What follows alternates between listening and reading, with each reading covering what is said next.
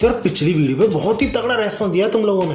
सही में यार तुमने सिर्फ 2 दिन में 100 के व्यूज पूरे करवा दिए उस वीडियो पे, जिसके लिए बहुत ही धन्यवाद। एंड एज प्रॉमिस्ड आज की वीडियो में हम बात करने वाले हैं मुजान द माइकल जैक्सन की ट्रू फॉर्म के बारे में, और कैसे वो बंदा जो इतना ज्यादा स्ट्रॉन्ग है और साथ ही साथ भगोड़ा भी है, उसे सारे डीमन स्लेयर्स ने घेर कर मारा। लिटरली बंदे को चूहे की तरह जाल में फंसा कर मारा था। बट ये भी करना इतना आसान नहीं था।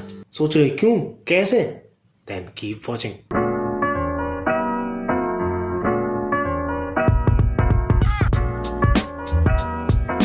यार इन्फिनिटी कैसल आर्क की शुरुआत में ही हम ये देखते हैं कि मुजान, जैसे कि सारे डीमन स्लेयर्स इतने सालों से ढूंढ रहे थे लेकिन आज तक ढूंढ नहीं पाए थे, उनके लीडर यानी उबुया शिकी के सामने आके खड़ा हो जाता है। और क्योंकि उबुया शिकी के परिवार में जितने भी लोग पैदा हुए हैं उनकी फोरसाइट काफी अच्छी थी, यानी फ्यूचर को काफी हद तक वो प्रिडिक्ट भी कर सकते थे, तो वो जानता था कि मुजान से उसकी मुलाकात जल्दी ही होगी। अब इसी दौरान उनके बीच काफी सारी बातें होती हैं, जिस वजह से हमें काफी सारी चीजें पता चलती हैं, जिनमें से सबसे इम्पोर्टेंट ये थी कि मुजान उसी फैमिली से बिलोंग करता है जिस फैमिली से ये लीडर बिलोंग करता है। और यही रीजन है कि उबुया शिकी के family members generation to generation Muzan के पीछे पड़े हुए हैं, उसे खत्म करने के पीछे पड़े हुए हैं, क्योंकि भैया उन्होंने ही ऐसे हैवान को पैदा किया है तो उन्हें ही खत्म करना होगा ना, उन्हीं की जिम्मेदारी बनती है, ऐसा एटलीस्ट वो मानते थे। And at the end of this talk Muzan अपना इंटेंशन साफ क्लियर कर देता है कि वो नेजुको को ढूंढ ही लेगा कभी ना कभी, और एक बार वो उसके हाथ लग गई तो उसे रोकने वाला कोई भी नहीं होगा। और जब मुजान डीमन स्लेयर के लीडर्स को मारने ही वाला होता है, तभी हम देखते हैं कि सारे हशीरास उस लीडर की घर की तरफ बढ़ना शुरू कर देते हैं, और इन्हीं लोगों में तांजीरो भी होता है। और जब वो सब रास्ते में होते हैं तब वो ये देखते हैं कि उबुया शिकी के घर में आग लगी हुई है और तांजीरो एक्सप्लोजन को स्मेल कर सकता था। और इस चीज से मुजान भी चौंक जाता है, क्योंकि ना सिर्फ उसने खुद को सैक्रिफाइस किया, साथ ही साथ उसने अपनी बीवी और बच्चों को भी सैक्रिफाइस किया था। अब मुजान को एक्सपेक्टेड तो था कि वो कुछ ना कुछ प्लॉट कर रहा है, लेकिन इस स्केल का प्लॉट कर रहा है वो ये सोच भी नहीं सकता था। लेकिन उसको इस सबसे कोई फर्क नहीं पड़ता था, क्योंकि वो जल्द ही रीजनरेट हो जाएगा। और मुजान की रीजनरेशन इतनी फास्ट थी कि अगर तुम अकाजा की रीजनरेशन से कंपेयर करो जो कि तुमने एनीमे में देखी थी, उससे 5 to 10 टाइम्स मान सकते हो। और इसका सबूत तुम्हें आगे वीडियो में जरूर दिखेगा। लेकिन उसके रीजनरेट होने से पहले ही एक डीमन आर्ट रिलीज होती है, जिस वजह से मुजान कंप्लीटली इमोबिलाइज हो जाता है, मतलब हिल भी नहीं पाता है, क्योंकि ये नॉर्मल निडल्स नहीं थी, ये मुजान की मसल्स में घुस के उसमें भी निडल्स ब्रांचेस निकाले जा रही थी। इसके बाद हमें दिखाई जाती है तमायो, जो कि अपना एक पूरा हाथ मुजान की बॉडी में घुसा चुकी होती है, जिसके की पीछे का रीजन में आगे वीडियो में जानेंगे। फिलहाल तमायो को देख के मुजान काफी ज्यादा शॉक हो जाता है, और वो यही सोच रहा होता है कि ये औरत यहाँ कर क्या रही है और इसने मेरे साथ क्या किया।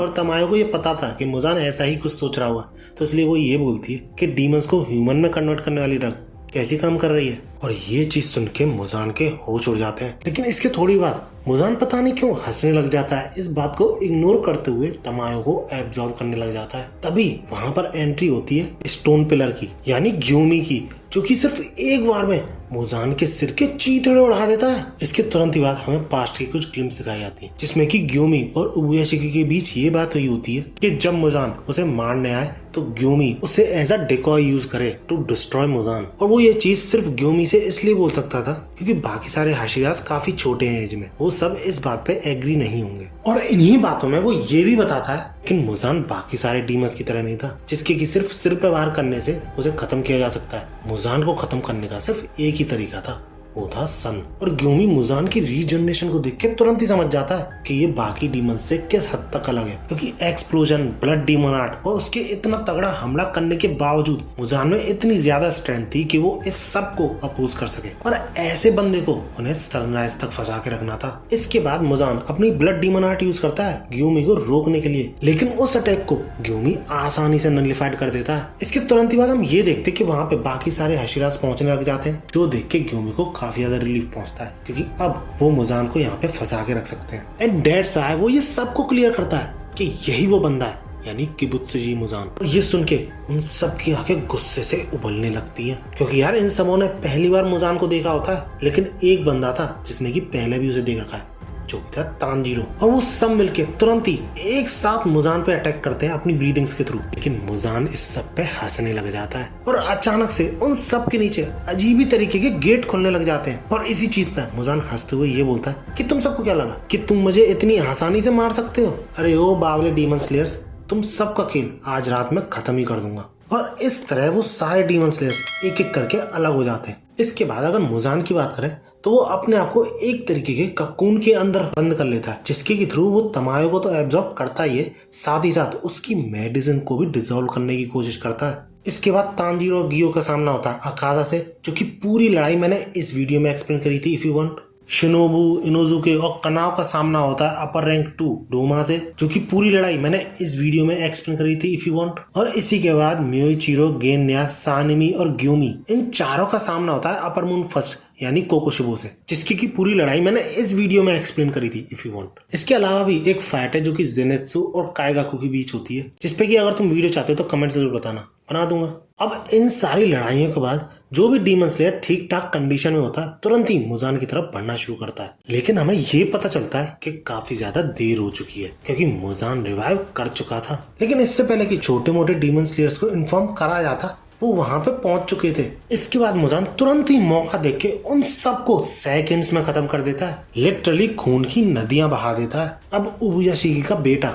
जो कि उसके मरते ही डीमन कॉर्प्स का लीडर बन जाता है, उसे इतने सारे डीमन स्लेयर्स मरने का तो दुख था ही, साथ ही साथ उसे इस बात का भी डर था कि मुजान इतने सारे लोगों को खा के अपना स्टेमिना रिकवर कर लेगा। और मुजान, जो कि हमें अभी तक इंसानों की तरह ही दिखा है, सिर्फ बिहेव डीमंस की तरह करता है, उस कुकून से निकलने के बाद सच में डीमन जैसा दिखने लग जाता है। और तमायो, जिसका कि हेड उसने एब्जॉर्ब नहीं किया था, उससे ये पूछता है, क्या हुआ तमायो, तुम तो मुझे डीमन से ह्यूमन में कन्वर्ट करने वाली थी, लेकिन तुम्हारी मेडिसिन ने तो कोई काम ही नहीं किया। लेकिन फिर भी तमायो कॉन्फिडेंटली ये बोलती है कि आज की रात तुम फाइनली हेल में जाओगे। जिसके रिप्लाई में मुजान ये बोलता है हंसते हुए, हाँ ऐसे कई 100-200 लोगों ने मुझसे बोला है इतने टाइम में, लेकिन सॉरी आज तक ऐसा हो नहीं पाया। अब इस चीज को देख के तुम्हें ऐसा लग रहा होगा कि तमायो बिल्कुल होपलेस हो चुकी है, बेचारे ने अपनी लाइफ वैसे ही दे दी, मुजान को रोक भी नहीं पाई। ऐसा बिल्कुल भी नहीं है, और इसका रीजन तुम्हें आगे पता चलेगा। इसके बाद मुजान तमायो को खत्म कर देता है, जिसका एहसास यूशिरो, जो कि तमायो का असिस्टेंट था, उसे तुरंत ही हो जाता है, और इस चीज से वो काफी ज्यादा गुस्सा होता है। इसके बाद अगले ही पैनल में हम फिर से मुजान को देखते हैं, जो कि भाई साहब रुक नहीं रहा होता है, जो भी उसके सामने आ रहा होता है उसे सेकंड्स में खत्म कर रहा होता है, क्योंकि मुजान परेशान हो चुका था इस चूहे बिल्ली के खेल से। तो वो ये डिसाइड करता है कि आज की रात वो डीमन स्लेयर्स को खत्म ही कर देगा पूरी तरह। इसके बाद सारे प्लेयर्स को ये इन्फॉर्म करा जाता है कि मुजान रिवाइव हो चुका है, जल्दी से जल्दी उसकी तरफ पहुंचे। जो सुन के मित्सुरी और ओगनाई काफी ज्यादा बुरा फील कर रहे होते हैं, क्योंकि उनको नागी मैंने अपनी ब्लड डीमन आर्ट के थ्रू फंसा रखा था, क्योंकि ना तो वो उससे लड़ पा रहे थे, ना वो वहां से निकल पा रहे थे। और वहीं दूसरी तरफ कितने सारे डीमन स्लेयर्स और हशीराज ने अपनी जान तक दे दी, जिस वजह से वो यही सोच रहे होते हैं कि क्या इस डीमन को छोड़ के जाना सही रहेगा। लेकिन इसके तुरंत ही बाद मित्सुरी के पीछे से एक हाथ आता है और उसे खींचता है। इसके अगले ही सीन में हमें मुजान दिखाया जाता है, इसके की अगल बगल चारों तरफ लाशें बिछी होती हैं, और सबसे पहले उसका सामना करने पहुंचते हैं तांजीरो और गियू। और मुजान का चेहरा देखते ही तांजीरो को अपना पास्ट याद आने लग जाता है कि इस आदमी की वजह से उसे क्या कुछ नहीं खोना पड़ा, अपनी फैमिली, अपने दोस्त, जिस वजह से बंदे का गुस्सा चरम सीमा पे पहुंच जाता है। और तुम इसकी आंखें देख के ही बता सकते हो कि ये सानिमी जैसी लग रही हैं, जिससे ये क्लियर हो जाता है कि सानिमी भी हमेशा गुस्से में रहता है। लेकिन गियू तांजीरो से शांत होने की बोलता है, लेकिन बंदा खुद गुस्से में होता है, क्योंकि उसने भी बहुत कुछ खोया मुजान की वजह से। इसके बाद मुजान उन्हें देख के बड़े काल में नहीं बोलता है, क्या यार परेशान हो चुका हूँ मैं तुम सबसे, हमेशा मेरे पीछे लगे रहते हो, तुम्हें तो शुक्रगुजार होना चाहिए कि कम से कम तुम तो जिंदा हो। और ये सारी चीजें सुन के तांजीरो गियू कम्प्लीटली ब्लैंक कि यार ये बंदा बोल क्या रहा है। इसी के बाद मुजान अपनी बात कंटिन्यू करते हुए ये बोलता है कि हाँ तुम्हारी पूरी फैमिलीज मर गई, तो उसमें प्रॉब्लम क्या है,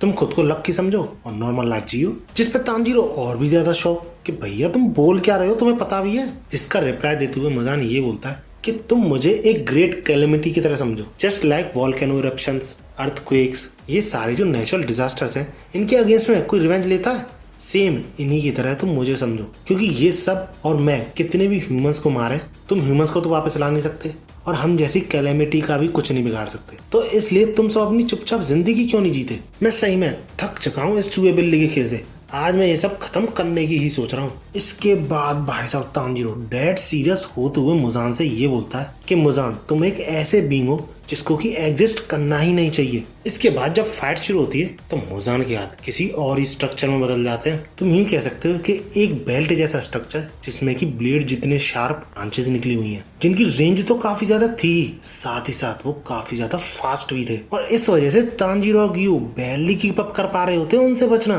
लेकिन फिर भी तांजीरो जैसे जैसे मुजान और अपने बीच डिस्टेंस कम करने की कोशिश करता है, उस पर अटैक करने की कोशिश करता है और देख के ऐसा ही लग रहा होता है कि तांजीरो को सक्सेस मिल जाएगी मुजान को हिट करने में। लेकिन तुम मुजान का चेहरा देख कर ही बता सकते हो कि उसे इस सब से कोई फर्क नहीं पड़ रहा, क्योंकि ये सब तो उसकी चाल थी तांजीरो को हिट करने की, जो वो करता है उसकी आंख पर। और तांजीरो इसी सोच में व्हाट आई गॉट हिट। और इससे पहले कि तांजीरो कुछ सोच पाता समझ पाता कि आगे उसे और क्या करना चाहिए, उससे पहले मुजान का अगला बार उसी तरफ बढ़ रहा होता है, जिससे गियू से बचाता है और तांजीरो से ये कहता है कि उसके पास जाने की कोई जरूरत नहीं है, क्योंकि मुजान को अपर मून से कंपेयर नहीं कराया जा सकता। जिसके बाद मुजान उन दोनों से एक क्वेश्चन पूछता है, तुम टाइम बचाने की कोशिश कर रहे हो ना, जिससे कि तुम मुझे सन में ले आ सको, लेकिन ये सब बेकार है क्योंकि सनलाइट यहाँ तक पहुंचेंगी नहीं और सिर्फ 3 हशीराज मेरा क्या ही बिगाड़ लेंगे। जिसपे वो दोनों कम्प्लीटली शॉक्ड कि 3 हशीराज। जिसपे मुजान अपनी बात कंटिन्यू करते हुए ये बोलता है कि स्ट्रिप्ड हौरी वाला हशीरा और वुमेन पिलर जो है वो दोनों ऑलरेडी मर चुके हैं, क्योंकि नागिमे के सामने उन दोनों की बॉडीज पड़ी हुई थी। इसके बाद हम ये देखते हैं कि मुजान के कंटिन्यूअस अटैक से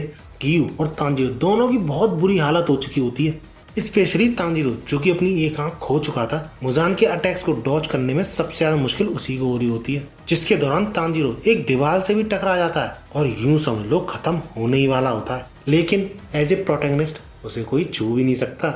मेरे कहने का मतलब ये है कि एट द एंड एंट्री होती है मित्सुरी की, जिसे देख के मुजान कम्प्लीटली शॉक हो जाता है, क्योंकि उसने अपनी आंखों से मित्सुरी की डेड बॉडी देखी थी। अब मित्सुरी सरप्राइजिंग फैक्टर का फायदा उठाती है और मुजान पे तुरंत ही अटैक करती है, लेकिन उसकी तलवार मुजान को छू तक नहीं पाती, जो देख के मित्सुरी कम्प्लीटली शॉक हो जाती है, क्योंकि ऐसा उसके साथ कभी भी नहीं हुआ है। दूसरी तरफ हम देखते हैं ओबनाई को, जिसने की मुजान के अटैक से तांजीरो को बचाया था। अब इन दोनों को देख के मुजान यही सोच रहा होता है कि इन दोनों को तो मैंने खुद मरा हुआ देखा था। और जब वो नागिमे से पूछता है कि क्या हो रहा है, तो उसके जवाब में कोई आवाज नहीं आती है, क्योंकि उसको तमायो का असिस्टेंट कंट्रोल कर रहा था। जिस वजह से वही रिप्लाई देता है नागिमे की बेसिस पे, मैं क्या कर रहा हूँ, मैं मैनिपुलेट कर रहा हूँ इस औरत के विजन को, क्योंकि मुजान तुमने गलतियों में भी सबसे बड़ी गलती की तमायो सामा को मुझसे छीनकर, और उसका हर्जाना तुम्हें भुगतना ही पड़ेगा, क्योंकि अब मैं तुम्हें इस कैसल से घसीटते हुए जमीन के ऊपर ले आऊंगा। इसके बाद में पास्ट की कुछ ग्लिम्स दिखाई जाती है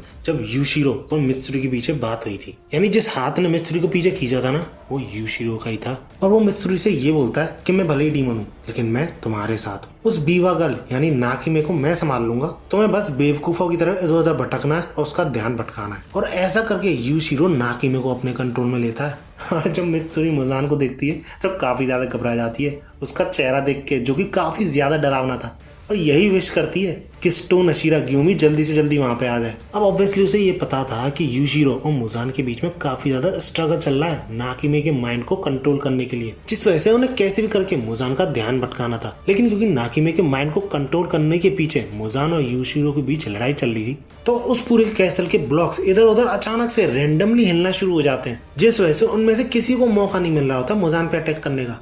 और इतना ही नहीं, मुजान नागिमे के ही थ्रू यूशिरो को भी एब्जॉर्ब करना शुरू कर देता है और दोनों ही अपनी तरफ से पूरा जोर लगा रहे होते हैं। लेकिन इतने में गियू और ओबनाई मुजान पे अटैक कर देते हैं और यूशिरो फिर से फुली कंट्रोल में ले लेता है नागिमे को। लेकिन यार इस सब के बाद मुजान को कोई और रास्ता ना दिखने पर वो नागिमे को ही डिस्ट्रॉय कर देता है। लेकिन यूशिरो जैसे तैसे थोड़े बहुत सेल जो नागिमे के ठीक ठाक थे उनको यूज करके मुजान और बाकी सारे डीमन स्लेयर्स को ग्राउंड के ऊपर ले आने की पूरी कोशिश करता है। और मुजान के इसी फाइट के दौरान वो सब ये फील कर पाते हैं कि ये पूरी बिल्डिंग्स ऊपर जाने लगी हैं अचानक से, जिस वजह से उनका ध्यान भटकता है और मुजान मित्सुरी पे हमला करता है और ऑलमोस्ट उसका अटैक काम कर चुका होता है। लेकिन तांजीरो और ओबनाई की कोशिश से वो बच जाती है और इस तरीके से उस कासल की वो बिल्डिंग जो थी वो जमीन फाड़ के बाहर निकलती है और साथ ही साथ उन लोगों को भी बाहर निकाल लेती है। इसके तुरंत ही बाद हमें डीमन स्लेयर हेडक्वार्टर का सीन दिखाया जाता है, जहां पर कि वो लीडर जब ये पूछता है कि सनराइज होने में कितना टाइम है, तो उसे ये बताया जाता है कि अभी भी 1.5 आवर बचा है। और ये सुन के वो बड़ा ही टेंशन में पहुंच जाता है, क्योंकि 1.5 आवर रोकना वो भी मुजान को इस फॉर्म में इम्पॉसिबल सा ही था।